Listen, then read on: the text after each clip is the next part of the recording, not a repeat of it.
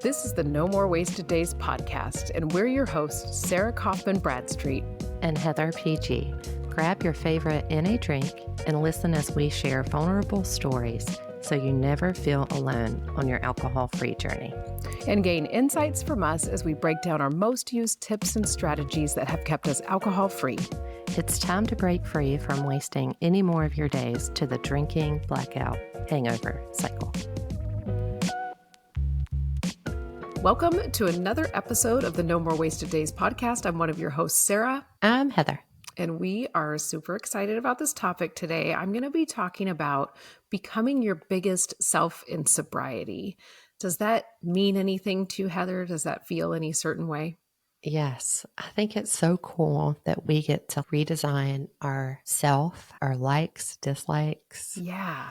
And truly find ourselves. I think it's amazing. It's one of the biggest perks that you don't know is coming when you quit drinking. And the fact that you just get to rediscover yourself and like re-meet yourself is just so cool, because I think we kind of lose ourselves to our drinking because it does so many things to us. And I'm going to talk about that a little bit, exactly like what it does and why we lose ourselves to our drinking.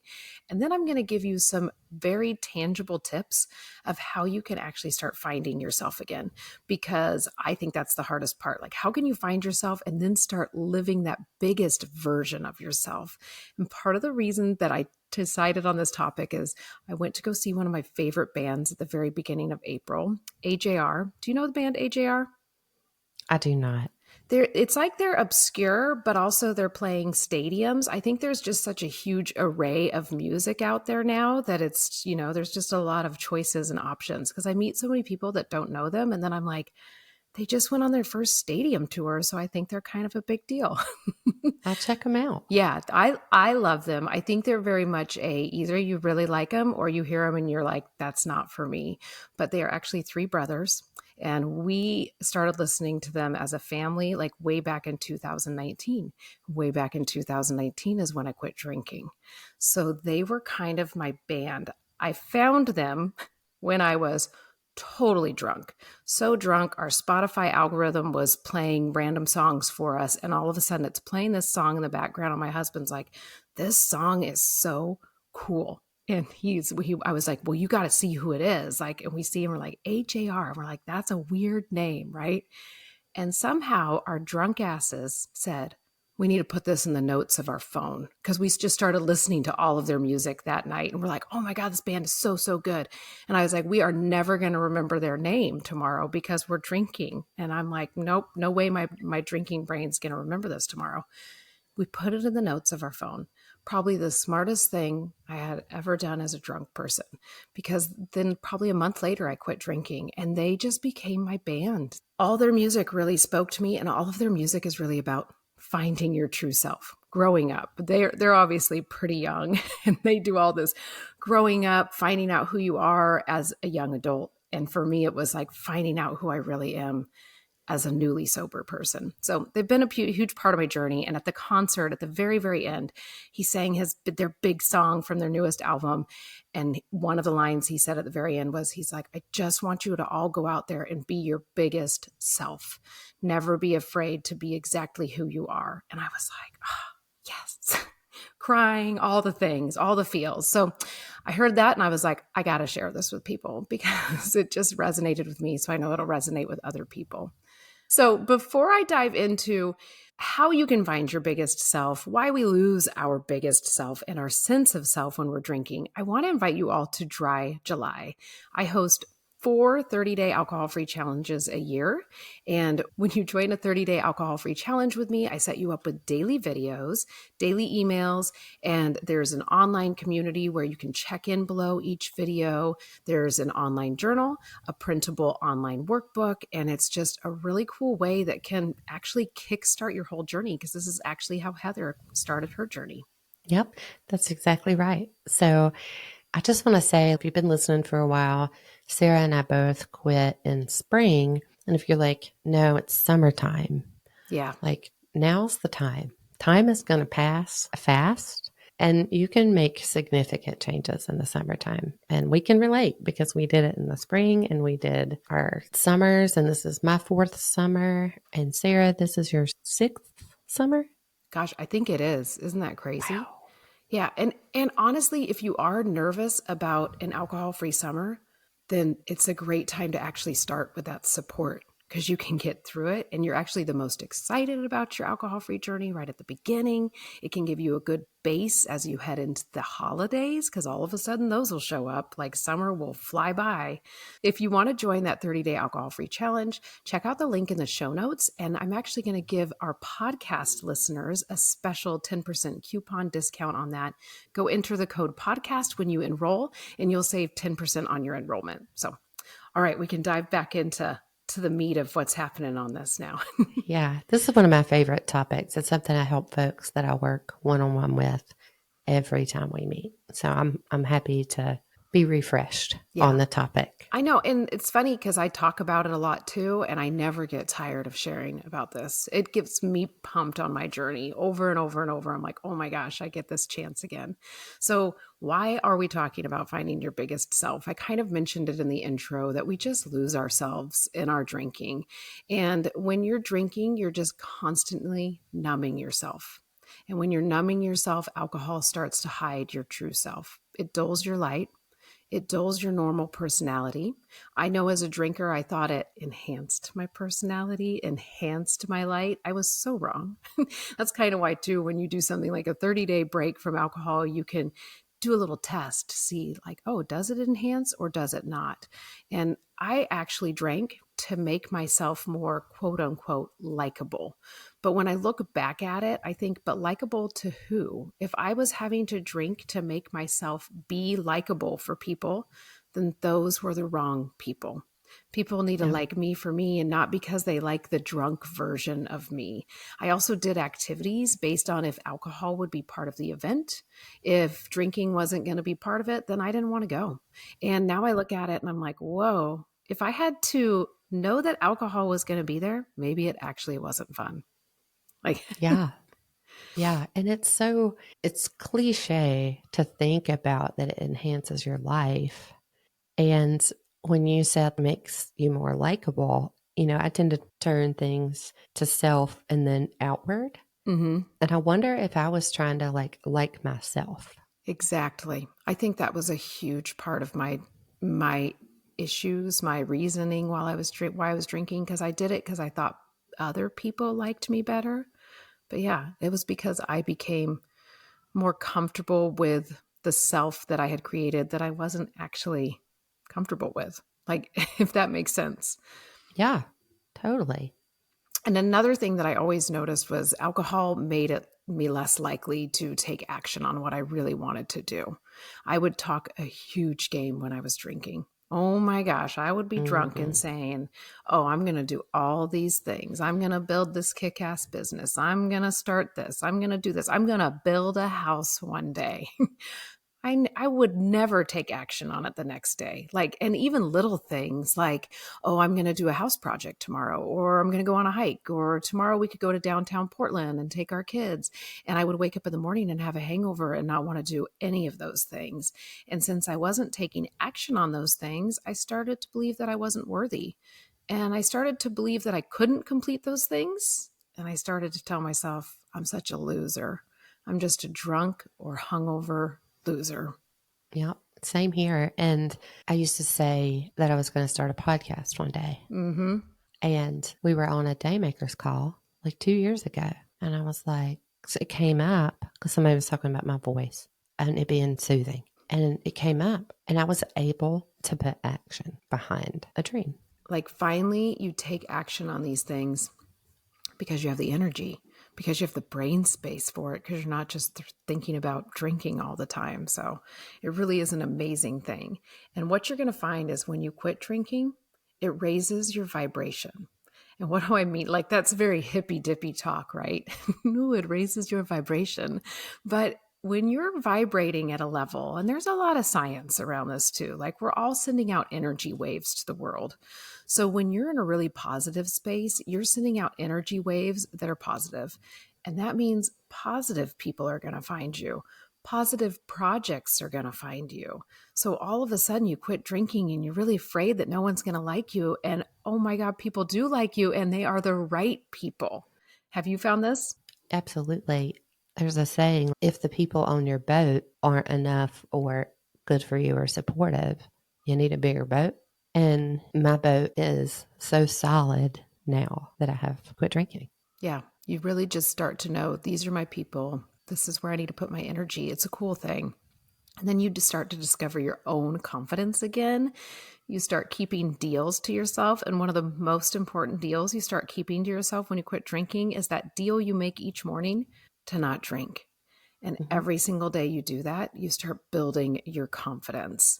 And it's just an amazing thing. I remember as a drinker hearing somebody say, if you want to gain self confidence in yourself, you have to start keeping promises to yourself. And I didn't get it. Like I heard that and I got it, but I was also like, yeah, I just can't seem to make that happen. But by making this small shift, and I know it's not a small shift when you quit drinking, but you honestly are only giving up one tiny thing. One thing that you don't even need to survive. It's not vital to you. And it's just, you give up that one thing, and all of a sudden, so many things start happening for you, and so many positive changes start happening. And one of those really is that self confidence starts to come back.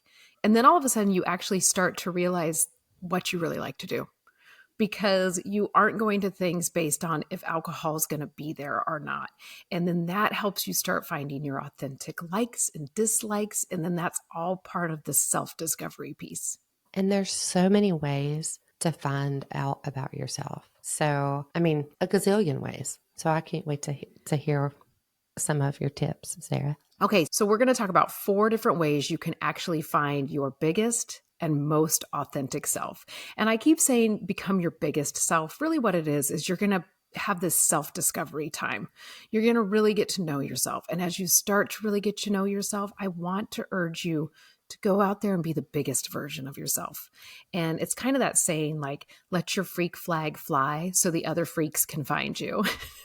Yes. And they do. They do. That's one of my just favorites. I say it to my own kids now. I'm just like, just let your freak flag fly so the other freaks can find you. So, the first thing I want you to start doing is start noticing your self talk and start practicing positive self talk. You will never find your authentic self if you're beating yourself down all the time. Never, never. And guys, I am guilty of this. I have areas in my life where I speak negatively about myself, and I'm going to talk about one of those today. But as a drinker, one of those things was, oh, you drank so much again. You're hungover again. You said you weren't going to do this. What's wrong with you? You've got to stop doing this. It was a constant inner struggle. Were you similar with that? Oh, yes. Yeah, it's a hard place to be. So all of a sudden, how do you start talking to yourself nicely again? One thing I want you to think about is talking to yourself like you would a friend. So when you start saying things to yourself that you're like, whoa, that's kind of mean, go, would I say that to my friend? What if I had a friend in this situation? What would I tell them to do? And I think that that helps me so much. When I am in a negative space, I'll say, what if I had a friend going through this? What would I tell them to do? And then I say those things to myself. We have an awesome episode on this, all about managing your inner critic. So I'll link that in the show notes and you can go back and listen to it. And I actually think it's only about 2 or 3 episodes back. So look for that, because it gives you so many awesome tips and strategies on talking to yourself in a positive way. One of the ways that I like to talk to people when I'm teaching them how to positively talk to themselves is using a method called the choose again method. I have talked about this on another podcast episode, but I think it is so important. And the more I hear it, the better I get at practicing it. So I'm sure you do the same. The choose again method is from Gabby Bernstein. She's written a lot of books like The Universe Has Your Back and Happy Days. So if you've heard of those books, that's who I'm talking about. So there's 3 different steps to the choose again method. The first one is to observe the thought. The second one is to apologize to yourself about the thought and even thank yourself for having the thought. And the third one is to choose a new thought. So that's where the choose again method comes in. So an example that I have for you guys is that lately I have just been having a lot of body issues. I get embarrassed to talk about this because it just seems so Stupid. But there I am talking negative to myself right now, right? So I have gained weight over the past few years and my body is changing. And I just have been in a spot where I really talk negatively about myself. So when I observe the thought, I hear myself saying, I'm so fat. I've gained so much weight in the last 3 years. I can't believe I let myself go. People on social media are going to think I'm a fraud because I quit drinking and then I gained weight. How do people do that? People will choose to go work with thinner content creators. That's a thought that I have that is just the most ridiculous thing. But these are thoughts. Like I'm trying to really be vulnerable with you with these. And so then I have to stop and I have to observe the thought. And when I observe the thought, I tell myself, I'm sorry for having this thought, but now I can remember that this is not true. And I get to practice some self love and self care now. So thank you for having this thought to give me this opportunity.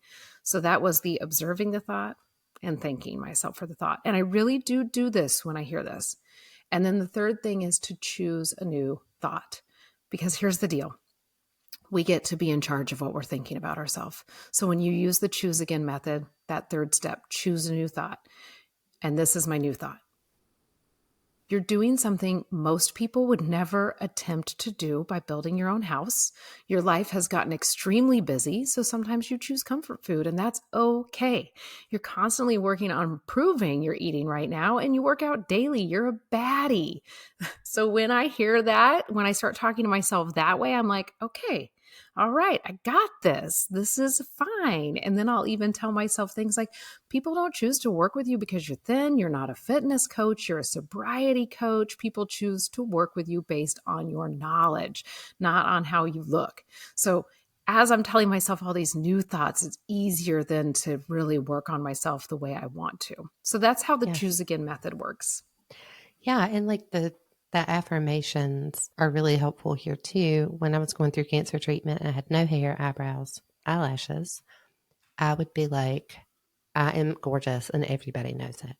Now, that did not feel very true, but it was better than like you're bald and fat from steroids and da da da da da. Like, Yeah. and I would write it down. I would say it in the mirror, with my stamped on eyebrows and fake lashes. And it did help. I mean, that's kind of a like bold statement to say, but I was in the throes of shit.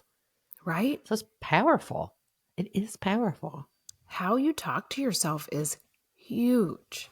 And we all have the power to choose again. We all have the power to choose a new thought. So do it. Be like Heather. I'm beautiful and everyone knows it. I love that. Mm. I say an affirmation each day that's there's an endless stream of abundance flowing to me and I am worthy of receiving it. And that I Yes. added that second part later this year. And whenever I say it, I'm like, "Ooh, that's powerful." And I think like, "Yeah, hell yeah, you're worthy of this. You get all this good stuff coming your way." So, really think about how you're talking to yourself. If you hear those negative thoughts, please use the choose again method. I learned about it probably 2 years ago and I feel like I use it on a weekly, if not daily basis. Like even with little things, like with my kids, if I'm angry with them, or I'll just, choose again. You can choose how the one thing I can always choose are the thoughts that I'm going to have. So I hope that that one helps. The second tip to help you start discovering your most authentic self is looking at comparison. Do you compare yourself to others? You probably do because, oh my gosh, you're a human being. And we're all walking around watching other people live their lives and saying, oh, how is that happening for them? I wish that would happen for me. But we got to check ourselves on this. And this is super hard. It's super hard to watch other people get things that maybe you're hoping would come your way and thinking, why isn't that happening to me? I really, really want it. But you will never, ever know your true self if you're comparing yourself to others because that's them. They're getting to live their life and you get to go live your life. Other people can show us what we may like, what maybe we're striving to live for, what they'll inspire us to be the best version of ourselves, but we can't be that person. That person's already taken. So you got to watch them and applaud them, be excited for them, and then think, maybe I can get some of that in my life. I think that is so, so huge. How do you do in the comparison world? I do pretty good. I used to not do that. Yeah, right. That's how I feel. I do good now. I've noticed patterns of which when I do compare myself to others, and it's much less frequent, it's also cliche, but it is the thief of joy. And we can look at others as our teacher. Like we know ourselves by looking at other people. How else would we know who Yeah, we are if we were the only person in the universe? yeah, So there are some positives to looking at other people to kind of know yourself. And yeah, like we were saying earlier, like be around the people who make you feel like sunshine. And like I've also learned, I used to say that was an extrovert. No, that was vodka. And I was like, okay, I think I'm an introvert. And then I was like, no, I don't think so. Maybe I'm an amnivert. Then I've come to the conclusion that like when I'm around my people, I'm extroverted and my authentic self. exactly. I know I have a hard time with the am I an introvert or an extrovert too, because when I'm with the right people, I am so extroverted. It's a little out of control in a really, really good way. Another thing I want you to remember when it comes to comparison, if you're seeing other people with something that you desire in your life, they're just showing you what's possible. That's what I always tell myself when something is happening for other people. I'm like, they're just showing you what could come your way. You Yep. just have to use it as inspiration and really go, that is so cool for them. I want to go get a piece of that. Yeah. And never think that there's not enough to go around. There truly is. And it's just it's an amazing life we get to live, and that we get to watch other people and they can inspire us and make us think, I can do that too. I'm going to do that. That'll be awesome. So check yourself in the comparison world. The next one is, and this is one that's for Heather. She said this one time, research you, become like a little data collector on yourself. Hmm. I love it. It is data, it's information. I think we carry around so much of what people tell us that we are. Mm-hmm. I'll give an example. I'm a pretty type A human being. It's a fact. I have reclaimed that part of my personality and named it Harry. That may sound crazy, but here we are. And the reason is it takes the other people's label off. That's other people's thoughts, opinions of me. And I get to reclaim and learn how to work with Harry because Harry's very logical. Harry is punctual. Harry is an Enneagram 6 to the T. So I think you could think about reframing, which is the next part, which makes me really excited. Yeah. Well, and I was going to say one thing that Heather did when she quit drinking was she got really into taking all of the personality tests out there. Yes. And one of them was the Enneagram test. So Yes. you found out the information. Then what did you do with the information? Well, you and I and another member of the Daymakers took the test. You and I are the same number, which doesn't surprise me. And I bought books Yeah. and I started using it with my therapist and my life coach. And I want to say that I think that we all think as humans that we see the world the way that others do. And Mm-hmm. that's just not true. So it's a quick test. You can go to the enneagramtest.com or eclecticenergy.com. Might take 5 minutes. It doesn't even take 5 minutes. No, it's a And then quick you can one. get your number. And it's a good reference for yourself, your kids, your partner, your friends to be like, oh, that's a 6. I love safety, security, and stability. More importantly, the perception of Mm-hmm. having that. And I love a plan. Yep. And there's so many podcasts about it. And I work with my folks one on one about it. And it gives us a lot of insight on it and who we are. Yeah. It's kind of a cool thing. Even if you're like, I don't need this. I did it with my husband, and he's totally a person that's like, these things are so stupid. Why are you having me do this? But when I found out his number, it was fun for me because I was like, yeah, that's kind of how I perceive you. And I am not an Enneagram expert by any means. Like, I can't even quite remember what my numbers are, but I still go take the test every now and then. I know I'd land on the same numbers because I remember the description of it. So Mm-hmm. even if you don't have to be an expert in anything, just go take it's fun. Another way you can really get to know yourself is astrology. And I know some people will be like, that's really woo woo, that's really out there.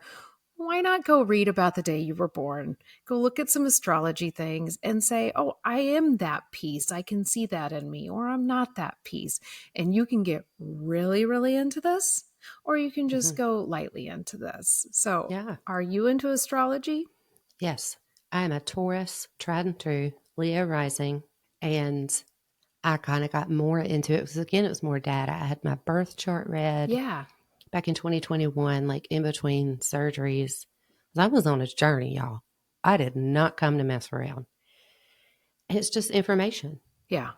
It really is. And take that information and do what you're going to do with it. It's just a cool way to get to know yourself. One other thing that I did find online is the 16 personalities test that you can take, and it's www.16personalities.com. And I only mention this one because when I was doing my research, everybody was saying, like, oh, this is the most accurate reading on any of the personality tests that I've taken. So if that's interesting to you, go check it out. Yeah, and there's a Myers-Briggs, and I'm one of the unique ones. I don't remember what they are. It's like 4 letters, and it'll tell you, like, and a lot of these are like famous people, like Joe Biden is a 6. Anyway, and human design, it's kind of old medicine, like Chinese medicine with science and astrology, and I'm a generator. So, And with the human design stuff, there's even ones you can get online and you can find all those. And some of them are paid, some of them are free. So just do your research and go have some fun doing yeah. this. Honestly, that's what this is all about. And take what you want from it and leave what you don't. It's all about just finding that true version of yourself. Okay, Yeah. the very last one. And I love this one. This is okay. I listened to this podcast called The Two Gomers. And if you're from the Midwest, you might know the word Gomer. And I found them way back in the day, and it was two Gomers run a half marathon. And there's these two guys, and they knew nothing about running. And I was a brand new runner, and they decided they were going to run a half marathon. So I kind of trained for my first half marathon along with them. I had more running experience than them, and they're just hilarious. And they've had this podcast now for like 10 years. And now it's just the two Gomers. And they talk about aging and healthy aging with mental health, physical health, all different things. So if that sounds interesting to you, go check them out. But they just did an episode on traveling lightly. And it was not about traveling to places and packing lightly, although that's what inspired it for one of them. It was more that you should travel lightly in your life with the extra baggage you're carrying around from your past or even from your future. And you can just live with one bag, the bag you need right now in this moment. And I was just blown away by this. And I love it because they're just two ordinary guys. And this is the stuff they come up with. And I just think it's amazing. I So, love it. isn't it so like travel lightly? I used to say that I have more baggage than Louis Vuitton. Louis Vuitton. I don't say that anymore because that's other people's stuff. That's not Yeah. my real voice. I get to choose what baggage I have. This juncture of my life, I'm gonna travel light. Yeah. I think about it all the time now, guys, where when I do start getting weighed down with something from my past, I'm like, whoa, time to travel lightly. And when I start getting, Mhm. and my biggest thing is I get really anxiety ridden over the future. I can really spiral. And I used to really do it when I was hungover. That was like hangover days were me spiraling about aging, dying, my kids moving out, like just all the things. And my anxiety was intense and crazy. And I still have it. I'm a human, right? So I still have anxiety. And that's probably where I carry my most baggage is my future baggage. And I'm like, I don't need that. That's going to happen. And I'm going to deal with it in that moment. So travel lightly. And I have two things you can do for this. The first thing is these are two different meditations I've done before. Here I go again. But one of them is a cord cutting meditation or imagery. You could do this either way. But picture an energetic cord coming from your body. It can come from wherever you want this energetic cord to come from. I pictured mine coming from my lower abdomen when I did it.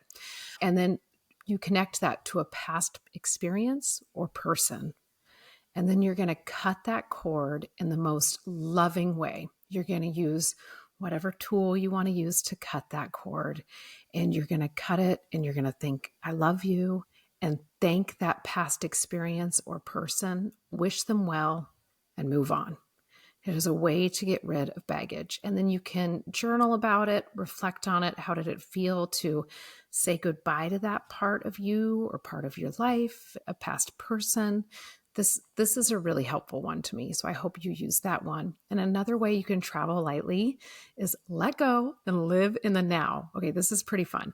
Picture your past as a heavy, heavy backpack, and you can take it off and think how light you feel when you take off a backpack. If you've ever been backpacking or just carrying a heavy backpack through the airport all day long, and when you take it off, it feels like you float for a second, like, oh, I'm Right. going to fly away.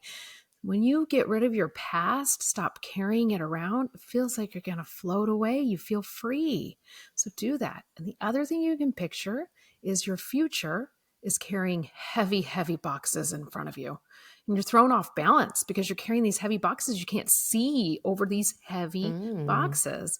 Set them down. Push them to the side. You don't need to carry those boxes. And as you're doing this mental imagery, if you're doing it as a meditation, you can focus on the mantra, be here now. And you can breathe in on be here and exhale on now. And I loved this meditation when I did it, but I don't even do this as a meditation always. Sometimes I think, whoa, you're really future tripping about something that's going to happen later. Release those boxes. They're blocking the view to what's really happening around you. Set those boxes down. So I hope that those ideas help you. I love both of those. And you have encouraged me to do those this evening when I do my meditation. Both of them are in the Unplug app. Oh, Yeah. good. And if you're like me and you love some sage, you could light some sage and do whatever you do with your sage about your past. And then Mm. you could do some Palo Santo about your future. Is Palo Santo another like incense or herb? It's like it kind of looks like, I'm not gonna be able to, yes, you just light it. And if you know, aren't able to like light things, there are like tart warmers, that are Palo Santo or sage. Okay. Um, it's something that I have done a lot. I typically do it in a bathtub. Cool. I don't know why, but I do. So yeah, just It's a thought. good time to feel the most relaxed, really. I Hmm. like that reminder because my daughter's all into her incense right now. And she's going to get to move into her new room very soon. So I think she needs to learn about the sage practice. Yeah, It's never too soon to learn about that, right? right. Not in my opinion. So I really do hope that all of these tips and strategies have helped you. And I know you can feel like, I thought this was all about quitting drinking, but I really think you're going to find like, oh my God, I've quit drinking. And maybe you're having that freak out moment of who am I without alcohol? Or maybe you're like, I really want to dive deeper into who I am without alcohol. And I really want you to start being your biggest self. It can feel Yeah, really scary after years of playing small, but you can do it. yeah. Let's not let booze dim our light. No, no. You get to live your life as your biggest self. So when you're looking back at your life, you can actually say, dang, I lived an awesome life where I did exactly what I wanted to do. And that's what I Yep. want you to remember. Can you hear a plane flying over me right now? I heard something, but it wasn't loud at all. Okay. I was Plane like, didn't oh my pop in my God, head. I need to re record this because there's a giant plane flying over me. So I really hope that this inspired you. I hope that you just feel like ready to go out there and discover who am I? And then be that person. Be the biggest version of yourself because you're all that you get. Okay. You're the one person you're stuck with for the rest of your life. So be that biggest version of yourself. Before we do close out this episode, I want to remind you to go check out the link in the show notes for the 30-day challenge. And also, the link in the show notes always has the link to work with Heather for one on one coaching and check out the Daymakers community and go follow us on social. Yeah. Come on, y'all. All right. I think that's it for this episode. Do you have anything else you wanted to add? I don't think so. All right. All right. Bye, y'all.